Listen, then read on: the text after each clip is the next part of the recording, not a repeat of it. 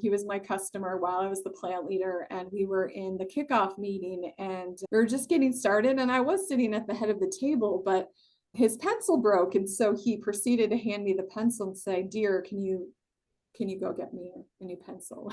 Wow. Okay. So I went out, and then the organizational chart came up with me at the top, and he was mortified, right? But what I've learned in these situations is one means the best. You don't need to embarrass people or make them feel uncomfortable. I try to always be respectful and poised and show my position in other ways. Hi, and thank you for giving your time to Unlimited Seating. I'm your host, Sanila Samuel. Every episode, we bring to you a role model who shares her journey in an easy-flowing, candid conversation. We talk about early childhood influences, career choices, and how they've navigated through biases and life in general to get to where they are at today. Through these conversations, Unlimited Seating aims to inspire, educate, and build a community that promotes and celebrates inclusion and diversity in a world where female leaders are still an exception and not the norm.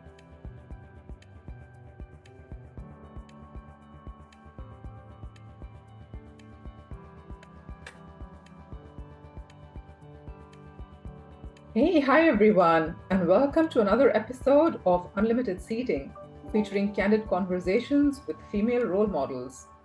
I'm very excited and honored to be introducing my guest for today, Cristina Seda-Hoelle. Cristina is the General Manager for Regional and Business Aviation engine portfolio at GE Aerospace, a multi-billion-dollar portfolio for the business. Cristina is an experienced business leader with proven experience in supply chain, aftermarket services, product management, and continuous improvement. Cristina, thank you so much. I know your schedule is extremely busy, so thank you for taking the time to be with us today at Unlimited Seating. No, it's my honor, and I'm humbled to be with you. I've enjoyed watching your previous episodes, and so thank you for having me on the show today. Of course.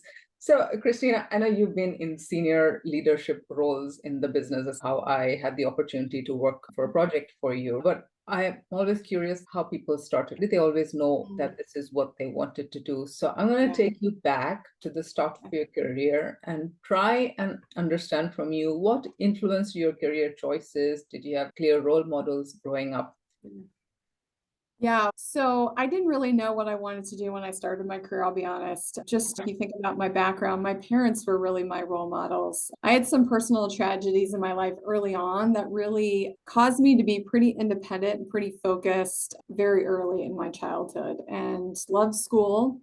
Loved being in school, loved learning. And at the time, too, I will say my dad worked for GE. So I had that influence, speaking of my parents. But I was always a person who really wanted to stretch and learn. And I was fortunate enough as I came out of college that GE had this operations management leadership program, which for me was like the perfect opportunity to learn. It was GE, which I was familiar with my dad working there for his whole career. And it offered me the chance just to figure out what I wanted to do because, like I said, I wasn't really sure, but it offered the chance to go into 4 different assignments. You moved every 6 months, and it allowed me to explore and learn and figure out where my passion was. So that's how I started. Great. And I'm sure your dad must be very proud seeing how far you've come in the business. Yes, he is very proud. And so obviously you started out in this kind of leadership program role, and like you said, you did like different assignments. So I'm interested, Cristina, if you don't mind sharing, you've a lot of breadth of experience, different roles across the business. What do you think are some pivotal roles in your career that really shaped, say, your leadership style, your work ethic?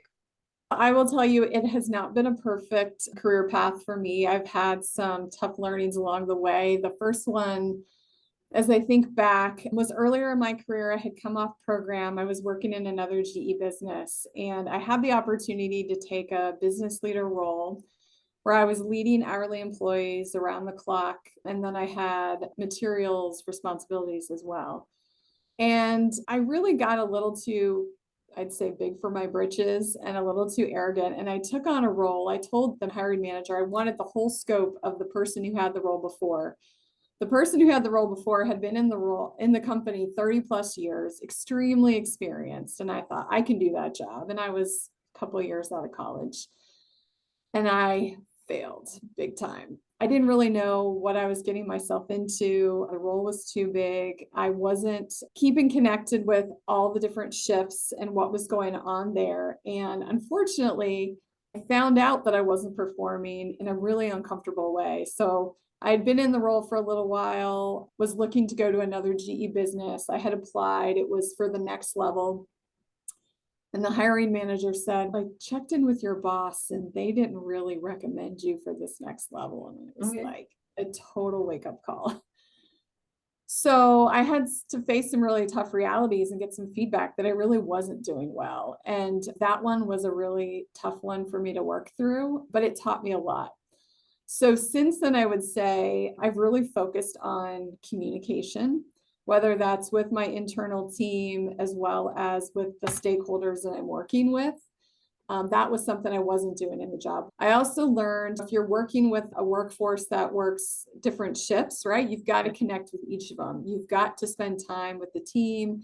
You've got to understand what their challenges are, go to Gemba, right, as we say. And so that's something I've tried to do in every role I've been in. I've led a lot of teams in my career, and I try to always connect with all levels of the organization.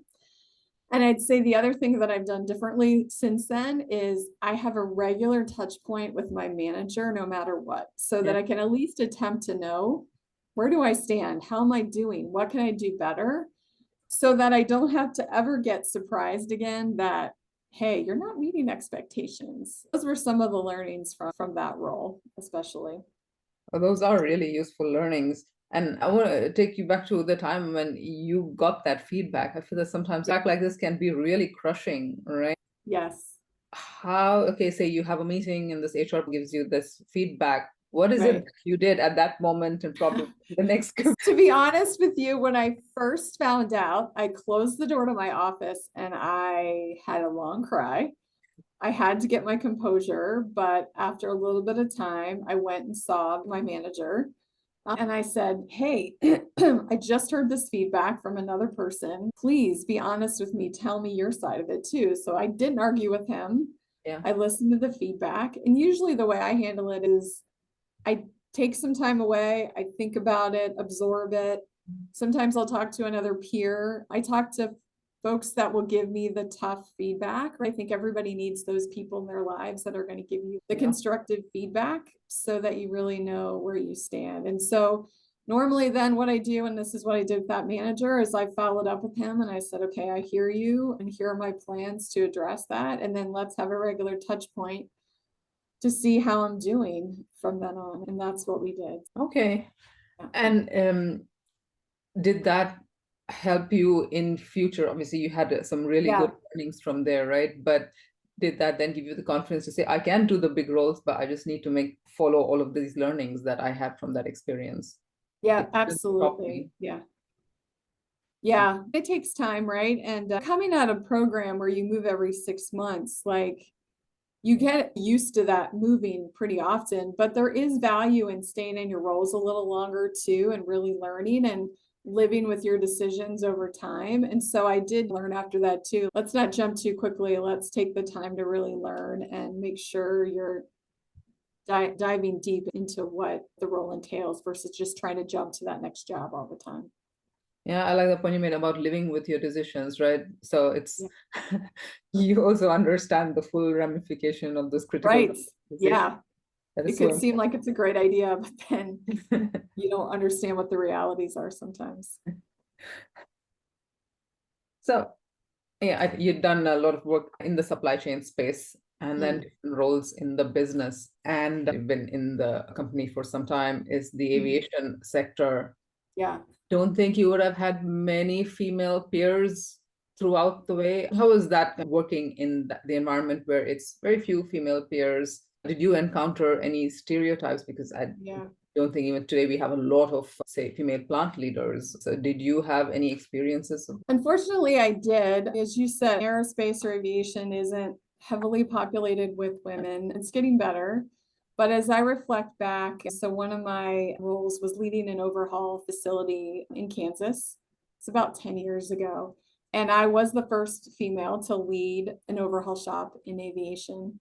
And I can remember going to a community event when I first moved there. And I was just getting to meet people. I was the face of my company to the community. Yeah. And I was talking to a woman, and her husband said, "Hey, honey, come over here. I want you to meet Stuart," which is my husband. And he said, "Stuart is the new plant leader of the plant here." My husband said, "No, I'm not. That's my wife." And it was a huge thing. Again, I was the first female, but like everyone just always assumes I'm the wife, I'm the subordinate. I had another example where we had a leader from the military come. He was my customer while I was the plant leader, and we were in the kickoff meeting, and we were just getting started, and I was sitting at the head of the table, but his pencil broke, and so he proceeded to hand me the pencil and say, "Dear, can you go get me a new pencil?" Wow. Okay. So I went out, and then the organizational chart came up with me at the top, and he was mortified, right? But what I've learned in these situations is one means the best. You don't need to embarrass people or make them feel uncomfortable. I try to always be respectful and poised and show my position in other ways, but that it still happens today. I'm in a more commercial role, and a lot of people just always assume like my male colleague is the boss, and I'm not, but you just deal with it. And I do have some tremendous peers who are females, and we can relate to each other. We help hold each other up. We call each other ledge buddies when we have a tough day. And so there are more, and we're trying to pull more females into the business. Great people like yourself who, I was tremendously impressed by when we worked together on the project back in our military days. So anyway, I think there's a good path ahead of us, but yeah, we've all kind of dealt with some of those stereotypes along the way. The thing is there is strength in numbers, right? So having that focus on getting diverse talent is really important. And sometimes I get questions, why do we really need to focus on, like, why do we need to put numbers out there? But it's just that there is strength in numbers, and right. When you see more, say, women around, more diverse talent, it just changes the stereotype that people have in their minds. So. Yes. You don't want to make other people feel uncomfortable too if they're male. I had this conversation with my husband quite a bit as a female leader with some of these struggles, but it is good to get his perspective too. Yeah, it can be a tough situation sometimes to navigate. We're talking about tough points career-wise, Cristina, and you did share an experience from a bit early on in your career. I think once you get to a certain senior level, just like you, I think like somebody like me just looks at Cristina and says, Cristina must be having an amazing day every day. And she's got this. So let me ask you, so even at this stage of your career, do you have those kind of down moments or days which are really like not looking good? What's the self-talk how do you motivate and get yourself out of it? Yeah. I do have those days. I have days where I feel like I'm letting, my team down, I'm letting myself down, I'm letting the business down, and letting my family down. It is a struggle trying to balance your family as well as the work life. In times like that's when I do really rely on my friends and mentors and those ledge buddies to help me pull out of it, to remind me what I've accomplished. Sometimes just even looking at your career path and what you've done reminds you how far you've come. But really for me, is leaning on my colleagues that can give me perspective too. And then I do that for them because they have those down days as well. And normally they're opposites, so we can help lift each other up. And I really enjoy helping them through that too.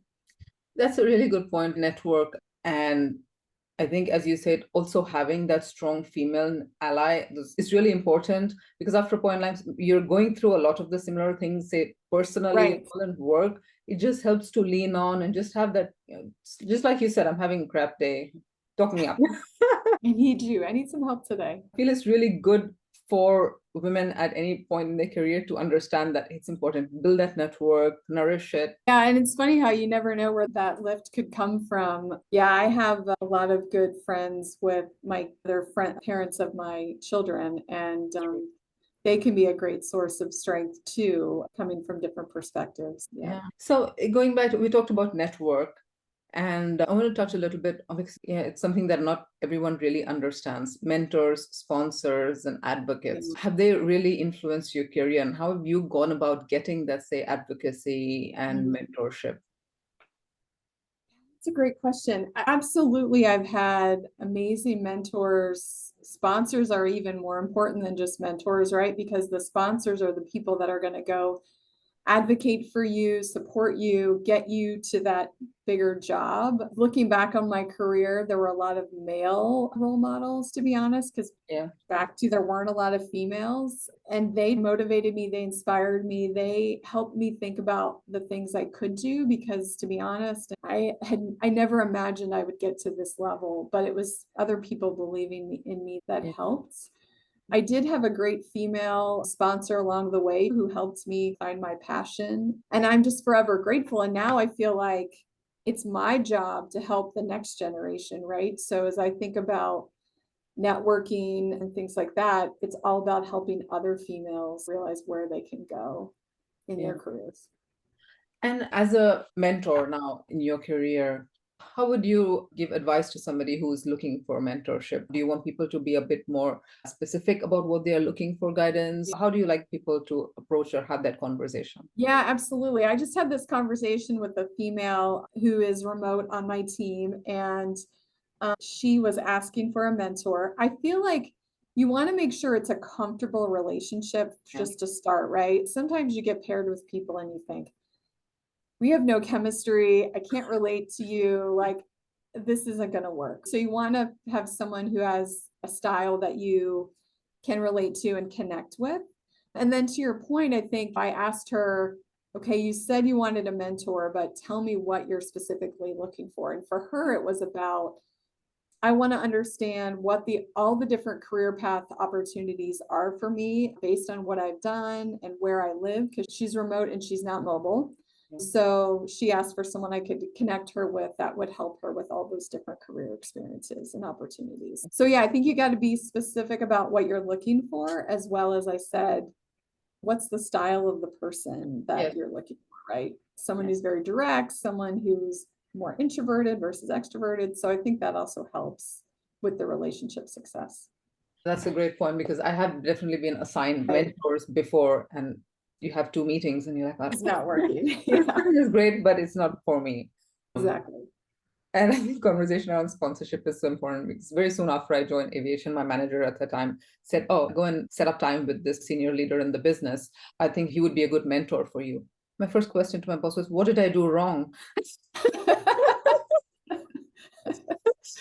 Because I think the concept was new to me. And nobody had told me, say, in the first 7-8 years that, this is good for you, setting up those connects with senior leaders. Yeah.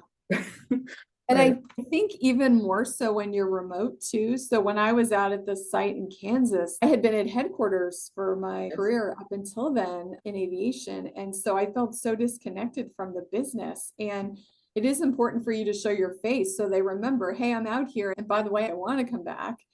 And so I made an effort to make sure I was always connecting with my mentors a couple times a year, once a quarter. Just, it was good for me, but also I felt connected to the business, but also helping with those future career opportunities too. Yeah, so I think we almost need to have a guidebook for people, like how to develop those sponsors and like the steps to get a mentor, what do you need to do with the mentor. But the sponsorship one, as you were talking before, is very different, right? Because if you want to get to the next leadership level, you have to have those sponsors. Right. And I know that can be a much more difficult conversation, because sometimes people they hesitate, right, to put their name behind someone unless they really know them. Yeah. So that can be a different approach than obviously just a mentoring relationship where you're trying to learn about someone or something. Yeah, that's a good point. And also knowing that difference is really important. Right. And I guess the sponsorship, to your point, is doing that work, doing it well, also like keeping your name out there, right? Talking to the right people, not every day. And what I found in our business is you've got to have multiple sponsors too, right? It takes some time and effort to do that, but it is so important. Yeah. I just want to ask you something, Christina, and I feel that this is something that I don't think women do as well as men, is talking about what we do, what we achieve, talking about the impact we've driven. And I like the one point that you said, like it was a learning from one of your early experiences. Have those regular touch points, at least with your manager. Keep them on the calendar, definitely do it. But any other learnings that you've had about how to speak about your achievements and make sure it's highlighted?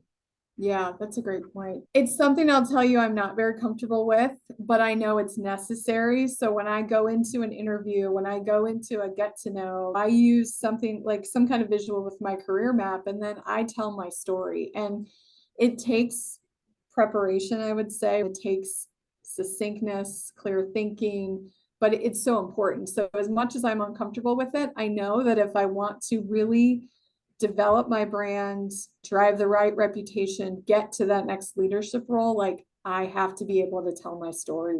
So I would encourage women just to get comfortable with it. And I always tell people as they're going into a big interview or something like that, no one knows you better than yourself. So that should drive you to be very confident, because no, you're the one who's lived your life. You're the one who knows your story. Be confident in it and just tell it. I like the point about prepping as well. If it's something you're not comfortable with, then take the time to prep.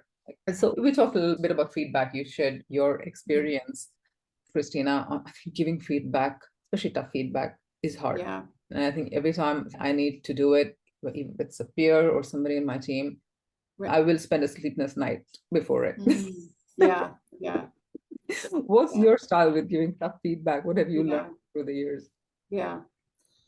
First of all, I think it's as important to do it as close to when the situation happens as possible, right? You want it to be timely.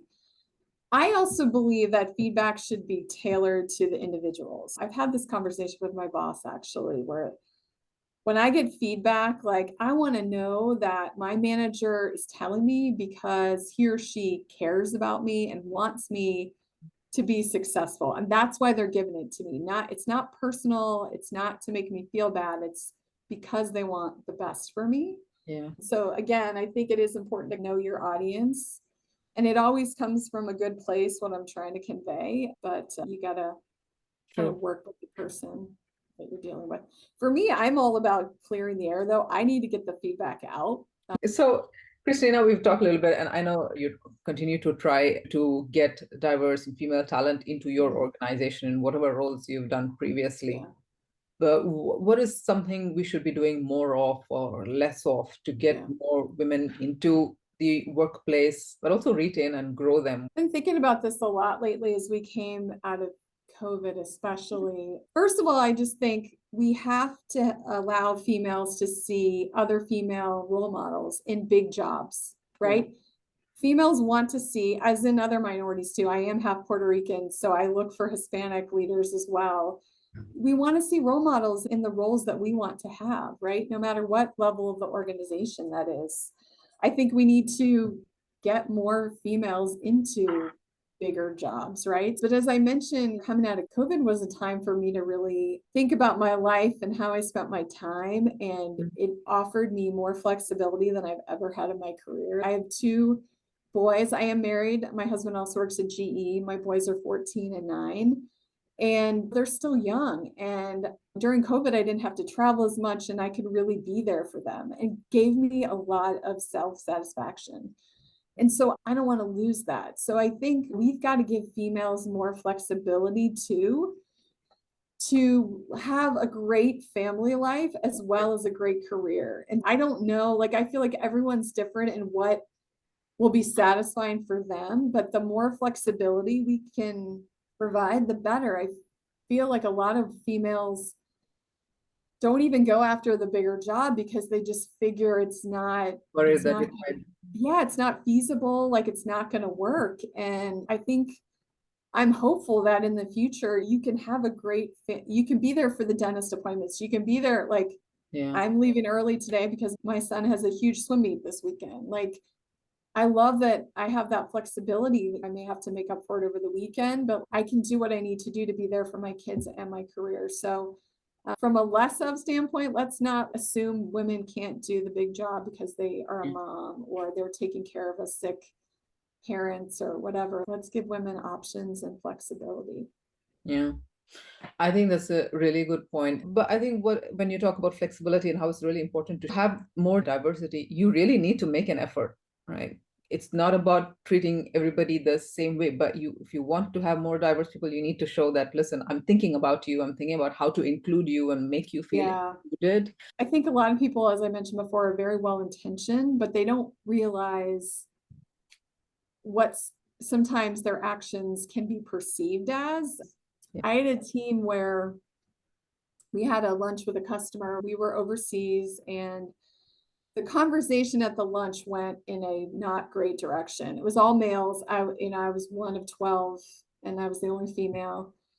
And we got back from the trip and we're having a staff meeting. And I said, guys, I just have to raise something. Like, please, when a conversation goes into an unprofessional territory, can you please speak up? And can you please just change the conversation?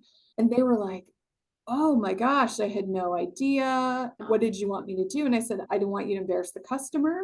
Nothing like that. But if I wouldn't have spoken up, they would have never known how I really felt.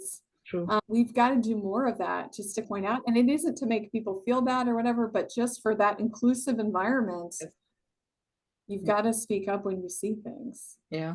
That's a really good point. And of course, speaking up is really important. And unlike you, there are many, say, women who may not just be like, you know what, it's okay. And I don't want to make it a big deal.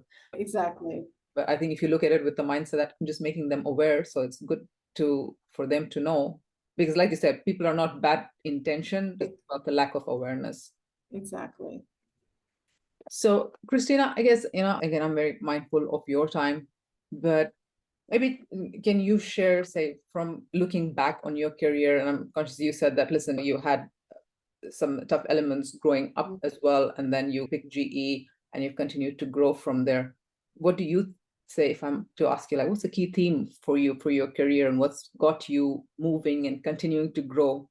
I think there'd be a couple things. I had a couple times where literally my role was eliminated and I had to find something new.